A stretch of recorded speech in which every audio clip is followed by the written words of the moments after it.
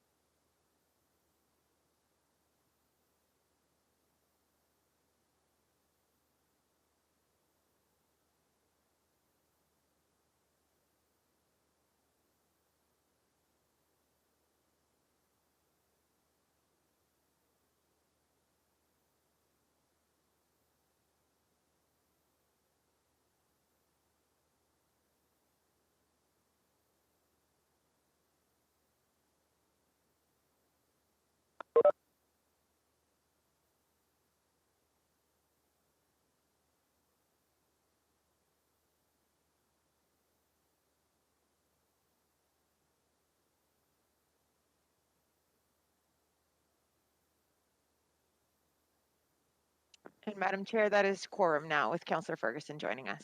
Hello, Owen.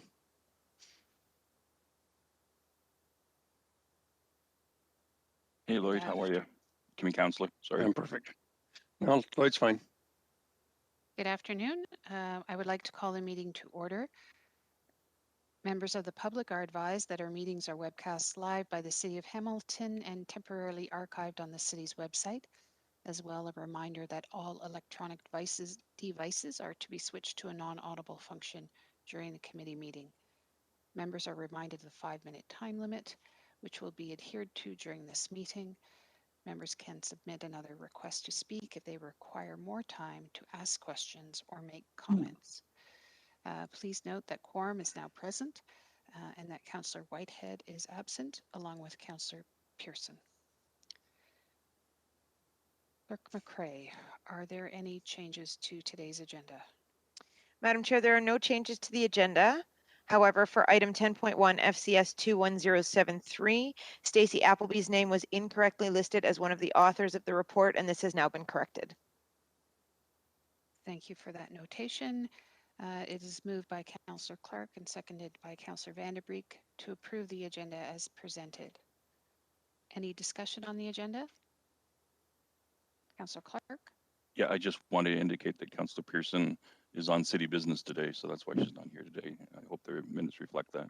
Thank you. Absolutely. Thank you. And the vote is now, should be up.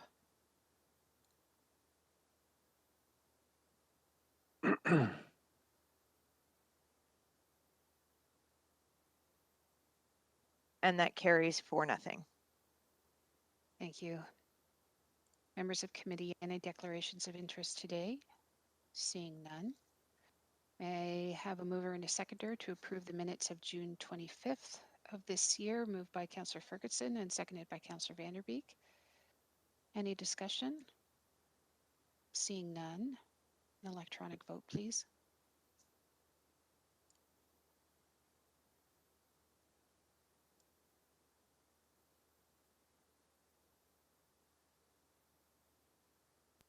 And that carries 4-0. Thank you. There are no communications today, nor are there any delegation requests, no consent items, which means we can dive right into the single discussion item 10.1, 2022 municipal election, voting methods and tabulating bylaw. If we can get the item on the floor, please. Moved by Councillor Clark, seconded by Councillor Ferguson. And who will be leading the staff discussion today?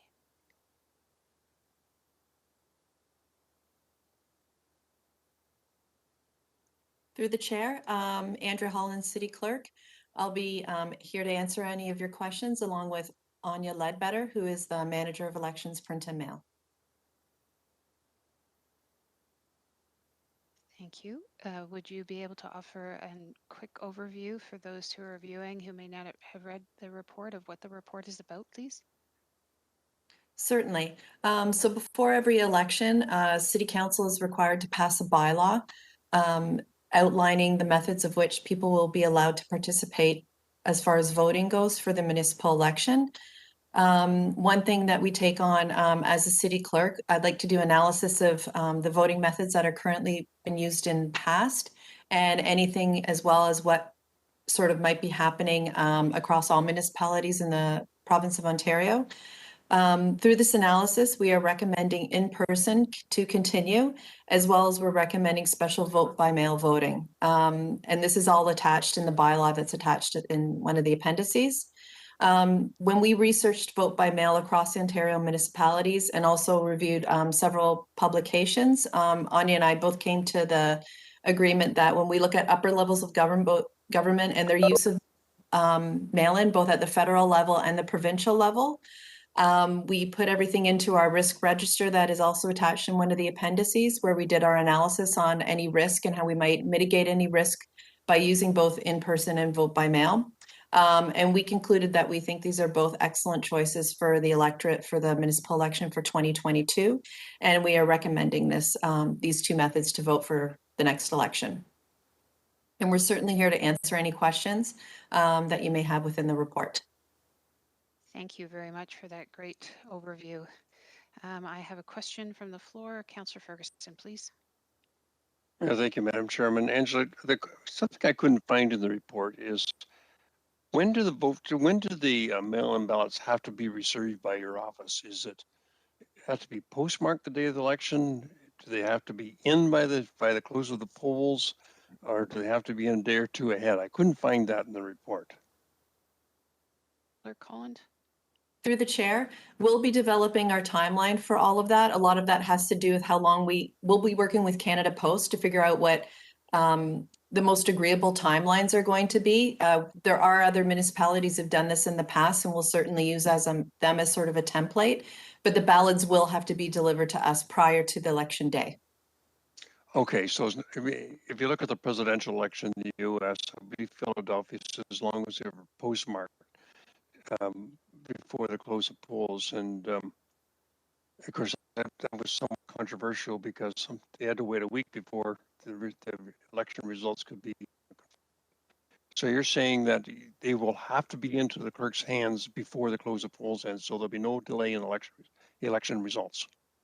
Within our communication strategies through the chair, we will be making sure that all the deadline dates will be known for both advanced polls, election day, and the vote by mail process. So we'll make all those deadline dates perfectly clear to the electorate. Okay, but for me to support this, I'd have trouble with having a big delay in the election results if in fact they only have to be postmarked the day of the election. I just want confirmation that it won't delay the election results the day of election, that the mail-in ballots will have to be received sometime before the ballots come in, correct? Anya's done a little more research on this. She might be able to let you know what other municipalities did as far as their deadlines. Yes, through the chair, there would be no delay. Most municipalities have set up their vote by mail system so that they're required to have the ballot into City Hall by election day, meaning that any ballots that are received beyond that date would not be included. But in order to counter that or to provide an alternative solution, those who miss the deadline for sending their ballot back, where it would miss the date that we had scheduled, would be able to drop their ballot off in a secure ballot drop off at City Hall. So, if it got close to the election and they realized they had not sent their ballot in, they could certainly deliver it in person.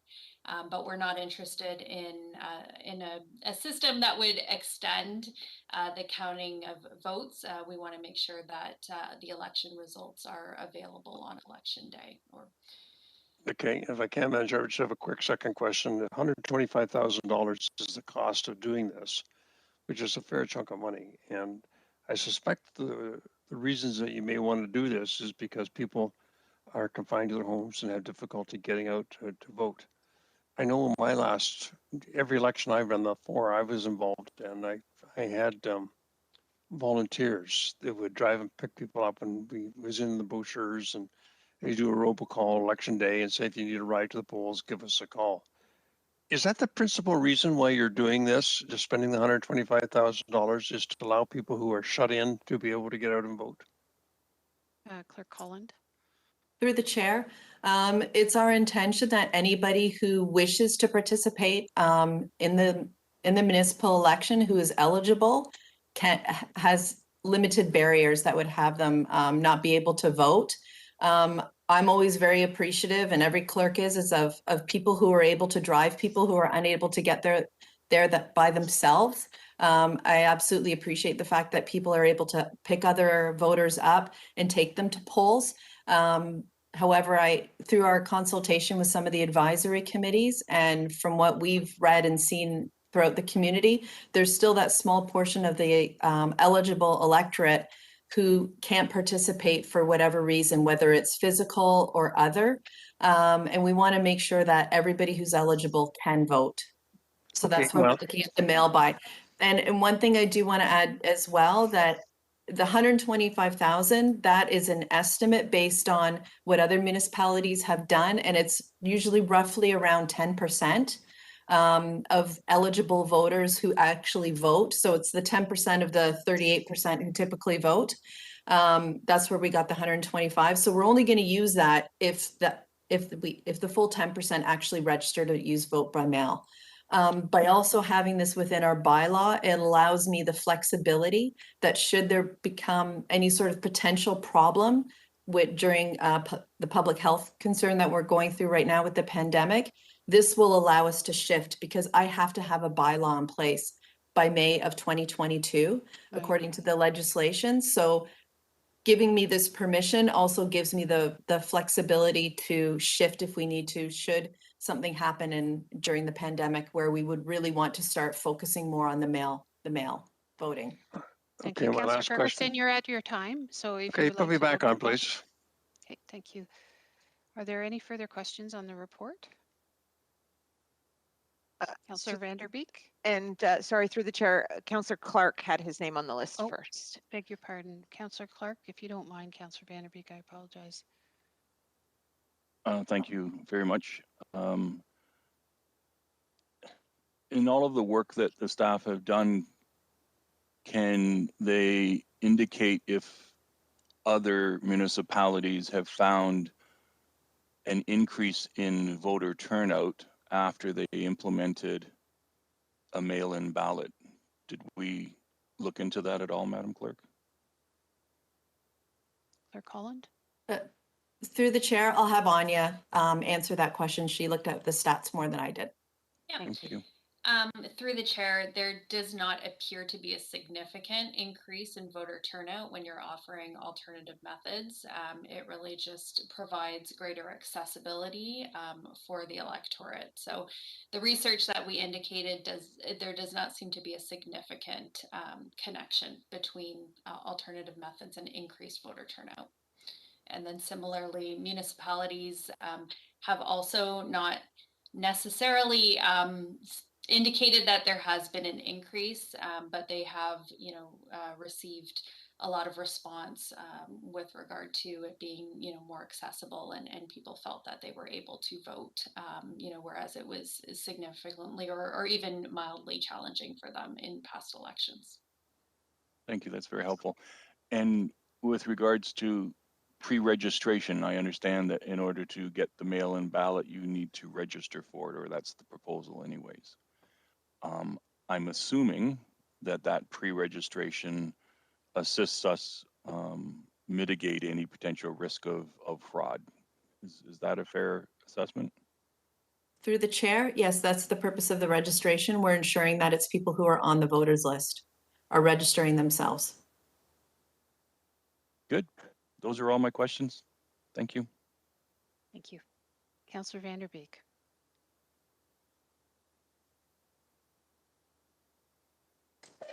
My switch isn't working. Thank you. Through you, Madam Chair, to the clerk, I think, maybe Anya. Will the timelines come back to this committee before they're advertised or put into effect? Will we have a further report on this about what it is you've decided to do? Is that something that would ordinarily happen? Clerk Holland? Through the chair, no, council's decision making around this is the passing of the bylaw for the methods, and then it's up to the clerk to do the administration side of implementing that. Okay. Thank you. That was my question. Thank you. If I could ask Councillor Ferguson to take the chair as the chair of AFNA while I ask a question in the first time speaker round. Certainly, go ahead. Thank you. I'll put my own timer on. Thank you. Thank you for this report. Just a more macro question on the financing of elections, if I could. I've noticed a few reports coming from the clerk's office identifying some necessary funds, and also identifying that some funds be secured in the upcoming budget deliberations, which I have no problem with because I think it is necessary and fundamental. But I am wondering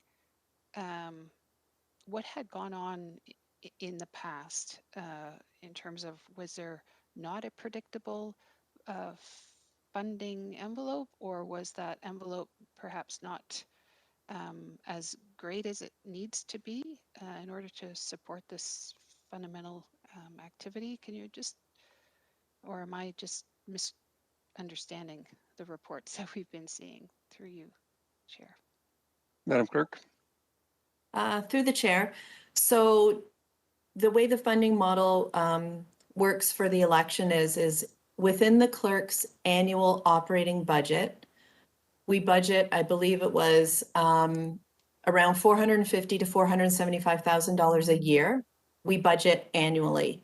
That amount is then put into the capital election account. It allows us to keep adding to it. We used to get roughly around 1.9 million to run the election every 4 years. When I first started here, there was a by-election that was held that took money out from the capital budget. So the December report that I brought forward, sorry, I don't have it right in front of me, so I think I have the numbers. I think there was 350,000 we had asked to go in to bring us up to our regular funding budget for the 4-year term. Then we had asked for an additional 75,000 to help pay for increased costs associated with the election. And then we further asked that the annual increase on the operating budget go up 2.5% every year. Typically what was happening is it was the same amount every single year for several years. And what it was really doing is impeding our ability to sort of change and shift the way we do elections.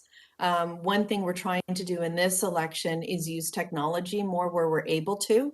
So the new costs you've seen come forward in the last year since I've been here. So we've put more money into the capital budget to bring it back up to its 4-year average. Then we put in an extra 75,000 per year to sort of pay for new costs that we've have. We've put, our last report that came forward was to give us additional money for the communication strategy that we're bringing forward, and to also give us summer student staffing for next year to attend special events as part of that communication strategy. So when we get to the 2022, you are going to see several budget decisions. One of them will be pending this decision. It'll be new money to keep alternative voting methods, which is item C on the recommendations here. That will be the annual amount that we'll need to increase to hit 125 to pay for online mail vote. Another report you're going to be seeing coming up is around internet voting. I promised to return with a report on internet voting, with the potential to also increase the budget, the annual budget amount as well. So that'll be coming forward. So while you have seen a lot of asks coming forward, I think by the end of the 2022 budget, we're going to be in a really good position in our capital budget for elections to deliver elections. Thank you very much. Just to be clear, I'm absolutely supportive of these recommendations and the expenditures of money. That famous saying, democracy is expensive, but not as expensive as the alternatives.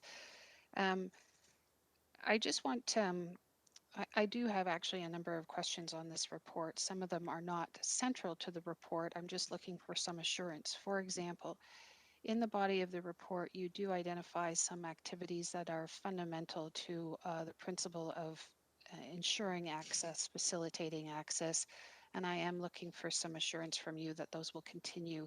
For example, bringing a ballot out to someone who is not physically able, perhaps to manage the entry and entrance to the voting. Will those practices continue, providing material in Braille, etc.? And I'm looking for where in the report you mentioned that. I think it's on page 4. Yeah, through the chair. So that's not something that's required in the bylaw. It is something that's required in the Municipal Elections Act. So those things will still occur. Great, thank you. One of my colleagues referenced the relationship between mailing a ballot in, and it was confirmed that when you've looked at other systems, it doesn't necessarily increase the voter turnout all that much, but it is fundamental, in my opinion, to this exchange, particularly for those who may still be very hesitant about going into a large congregate setting. Um, to your knowledge, has the office of the clerk actually, I know we had a vote very early on in this term about ranked balloting, but has there been a serious overview of voter turnout in Hamilton elections and any opportunities that may in fact enhance that turnout? Through you, Chair. Through the chair, when it comes to ranked balloting, the province changed that, so it's no longer an option. Yeah, no, I know that. When it comes to voter turnout, the focus of my office is to ensure that everybody who is eligible to vote can vote. And it's certainly my office's responsibility to make sure that we communicate in a way that we can reach the most people as well who are eligible to vote. That's why we came forward with a communication strategy. It is always our hope that as many people come out to vote as possible. And my experience has usually shown that when there's a lot of community interest in specific, I'll say, programs that are going to be coming in place, or I'll use an example. In the last election, the LRT was a big discussion in the last election, that those sorts of things tend to bring voters out. A galvanizing issue. Yeah, Yes. I was just more I was curious as to whether there had been, to your knowledge, an analysis of, best practices in other communities that had a fundamental jolt, if you will, to voter turnout and were able to sustain that turnout, because I believe ours has stagnated under 40% for some time, which I don't think any democracy would claim that to be victorious or healthy. Through the chair. Sorry, did you want me to comment on that? Yes, please. Through the chair. So part of our communication strategy that we're bringing forward, and it was outlined in our previous report, we are going to be using City Lab, which is our students from McMaster, Mohawk, and Redeemer.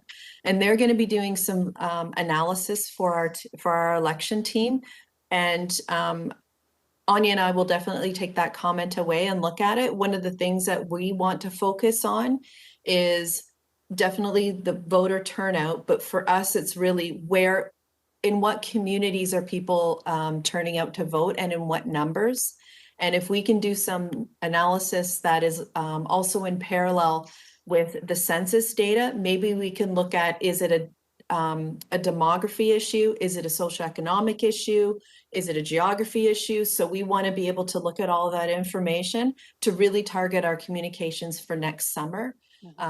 We don't anticipate doing any big communication until after the provincial election. We want to ensure that all of our advertising and our communication to the community is really centered on the municipal election, and we don't want to confuse the electors. We're going to have 3 elections within a 1-year period, it looks like, likely. So we want to make sure we're really targeted. But absolutely any feedback that you have around the ward, everybody is in, and best practices and things that you want to bring to our attention as far as trying to get people out to vote, we are absolutely welcome to hear that. We did hire one of our election coordinators. We have 2 that have recently started. One is going to be focusing on the logistics of delivering the election, and the other is actually going to be focused on community engagement. Thank you. That's great. And I will follow up with you on that. I do have a couple of more questions. I know I'm at my time, so I'll put myself back on and I'll resume the chair. And I understand it's now Councillor Ferguson, who is the first of the second time speakers. Thank you, Clerk Holland. Yeah, thank you. So just 3 more questions, Andrea.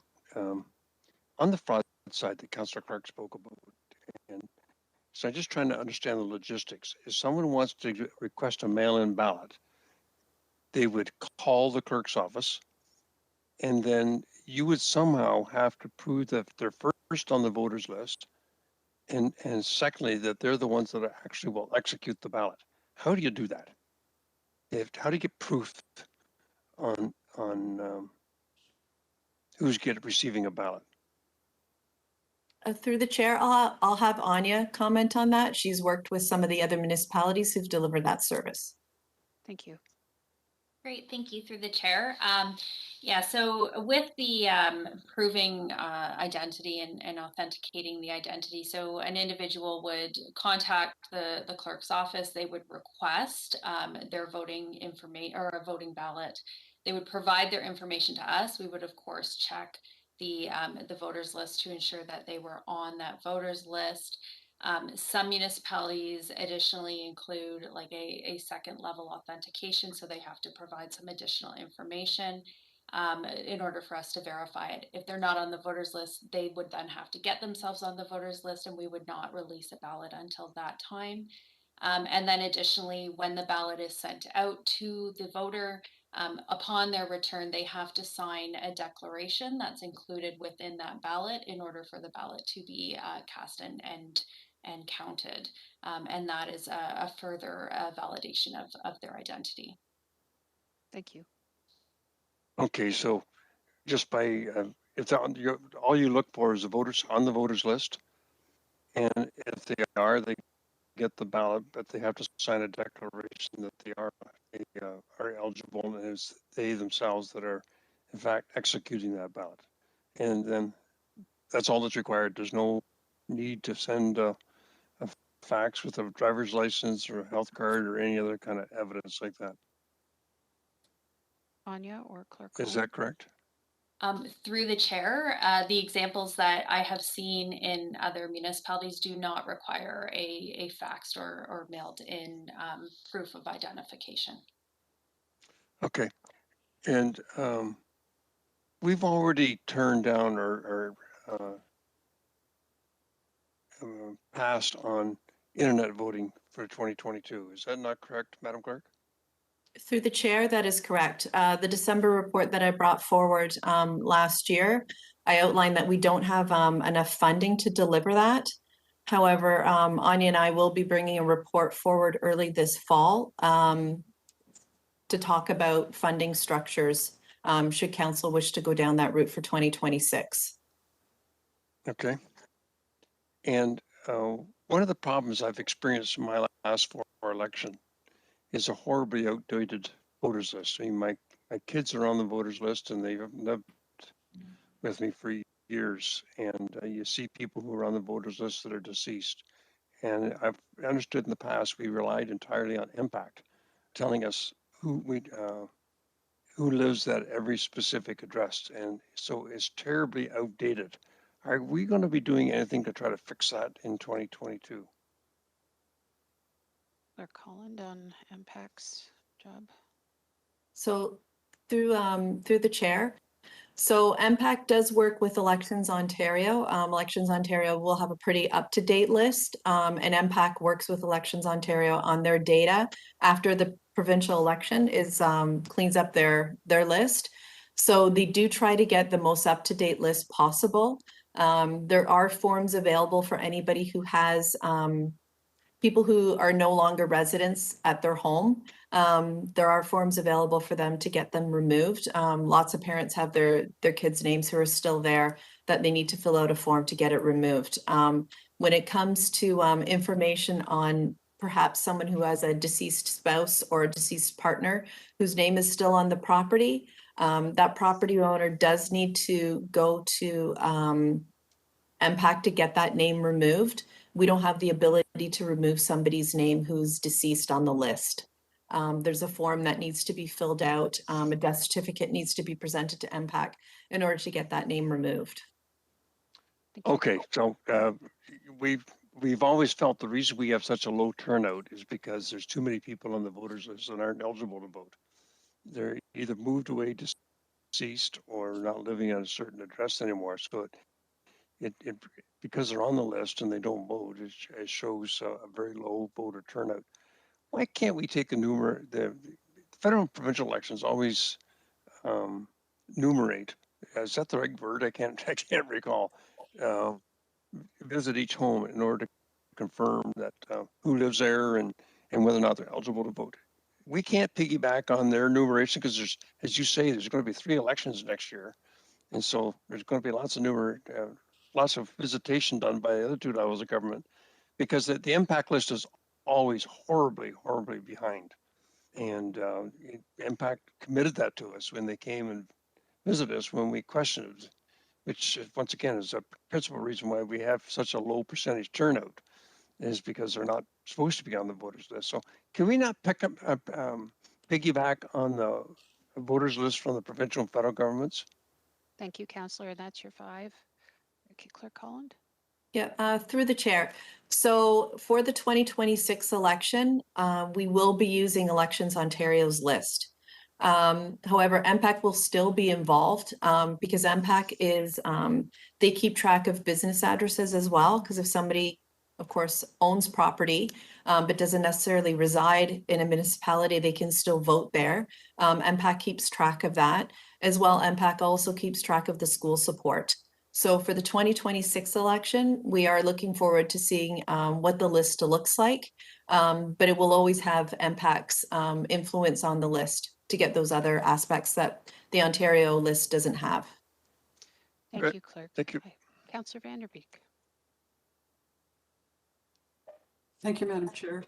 I'm wondering through you to either Andrea or Anya, the mail-in ballots, are they going to be able to be counted electronically, or are they going to have to be counted physically by people by hand?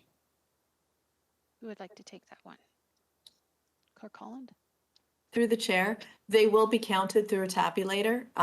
What we'll do is we'll identify that as a separate poll. If everybody knows what the reporting looks like coming back through on election night, it'll be recorded through on a separate poll, and that will come up election night.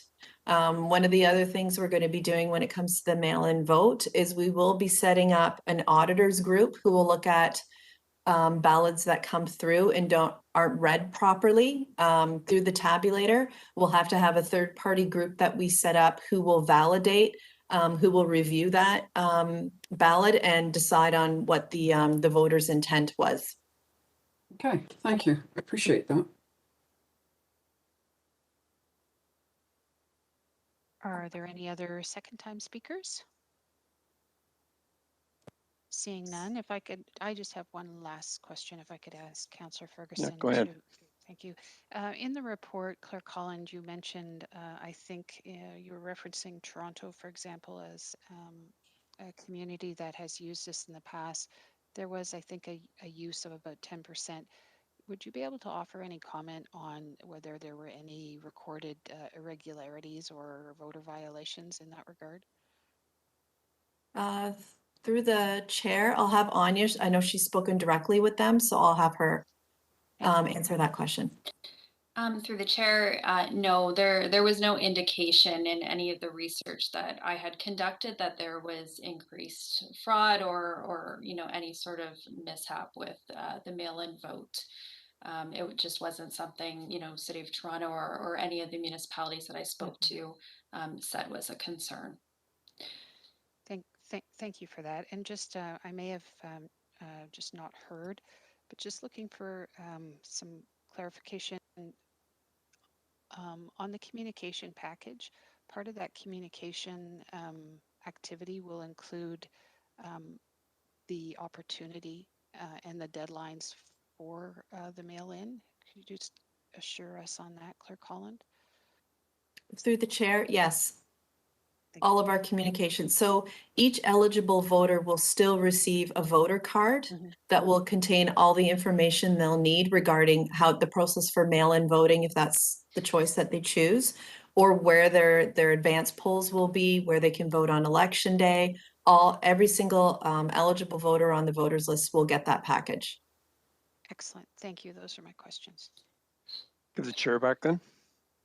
Thank you very much. I don't see anybody's hand up. So through the chair, if I could add just one point of clarification on the voter identification. I just did a very quick look because I wasn't sure what the province did. And just to add to the comment about asking for identification and verification, the province actually does ask for a copy of identification. So that's certainly something that we can look at as we're developing our procedures around special mail-in vote, just to provide a bit more clarity with regard to what is possible. I see that has prompted a question from Councillor Ferguson. Councillor Ferguson, please. Yeah, so thank you.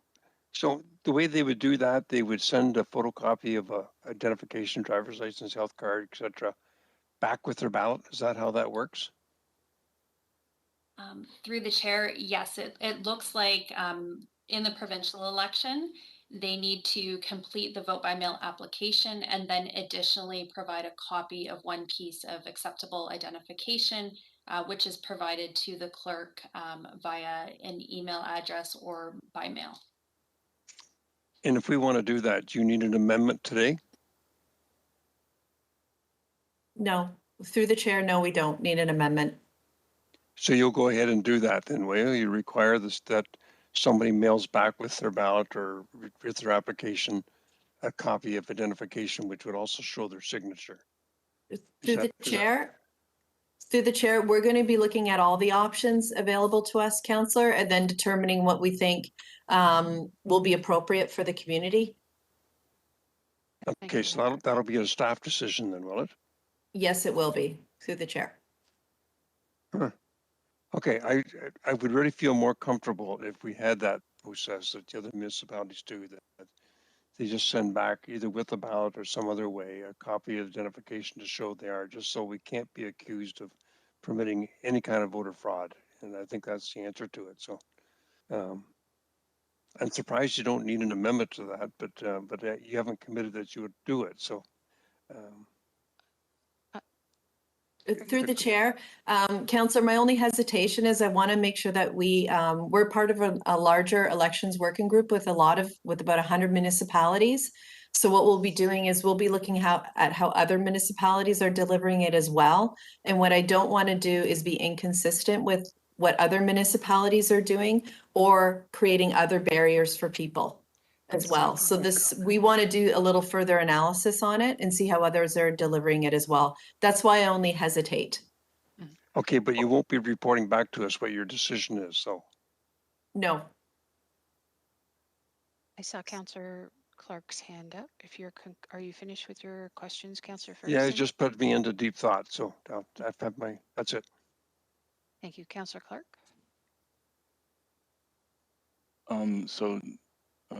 Chair Wilson,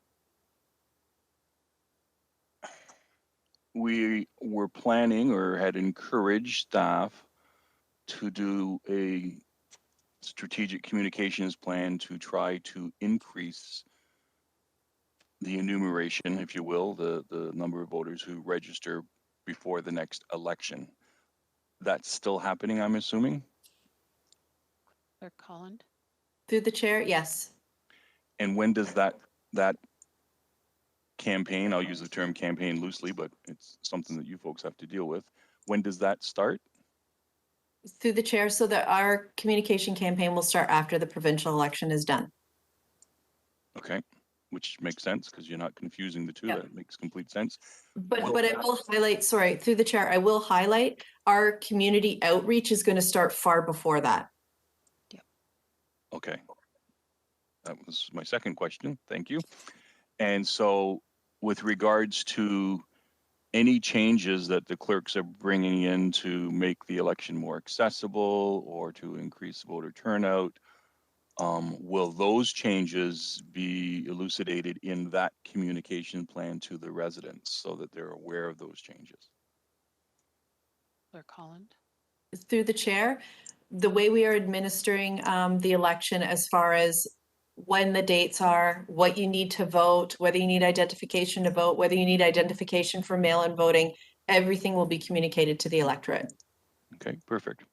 And from my perspective, I'm being very cautious in terms of how I ask questions because we can't be, or I don't want to be in a position where anyone can accuse of of trying to gerrymander the election or rig the election or put impediments out in the election. And that's why I'm not keen on giving any direction. The clerks know what the council overall wanted to do, and under the act, the clerk is responsible for dealing with these things. Yep. Even the issue with regards to whether or not we can verify through the mail or ask people to put it, send in photocopies of their identification. If the council is to do that, then it could be implied that we're putting up a barrier to someone's voting. So we want to make sure that regardless of what happens in 2022, that we can look back and say that this was an election that was well run and it was apolitical. There was no political interference one way or the other. So those are my motivations. And I think the changes that are being proposed by the clerk are prudent ones. So I thank you for the work, both you and Anya, that you have done. I know an awful lot of work went into this, so I really appreciate it. And my residents do also. Thank you. Thank you. Clerk Holland, did you wish to comment? Yes, thank you through the chair, and thank you for your comments, Councillor Clark. I am obliged to come to council when there are things that are outside of my authority. So though that's why I'm here today, to get the bylaw passed. I'm giving you my rationale of why I think it's a good idea to offer these two methods of voting.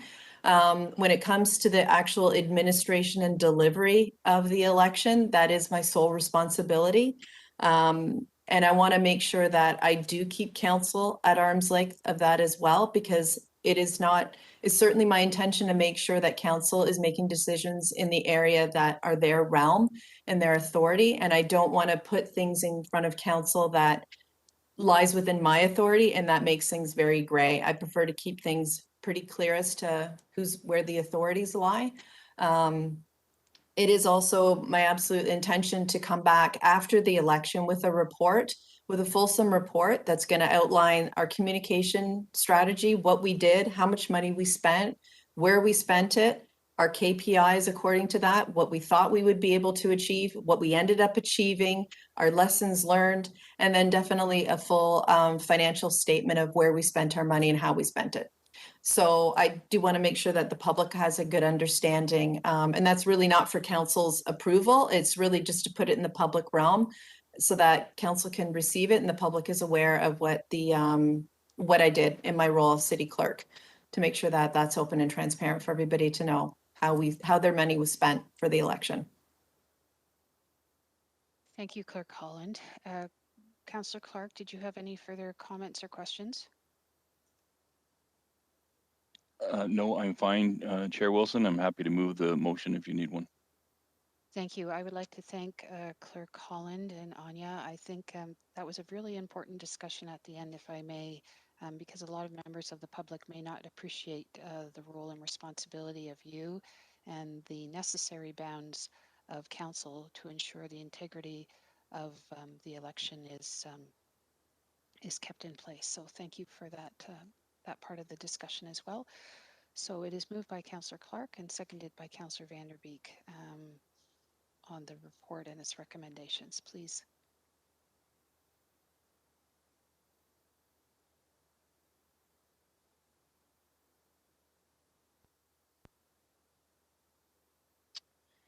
And that vote carries 4-0. Thank you so much. Jumping to 13, amendments to the outstanding business list. Any discussions? Seeing none. It is moved by Councillor Ferguson, seconded by Councillor Vanderbeek on the amendment, please.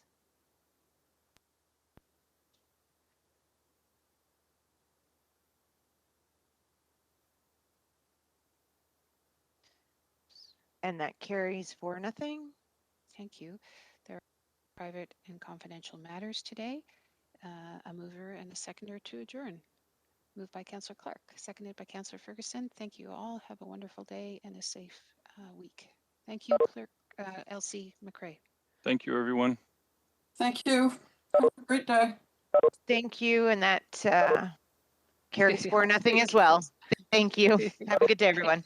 Thank you, Ange.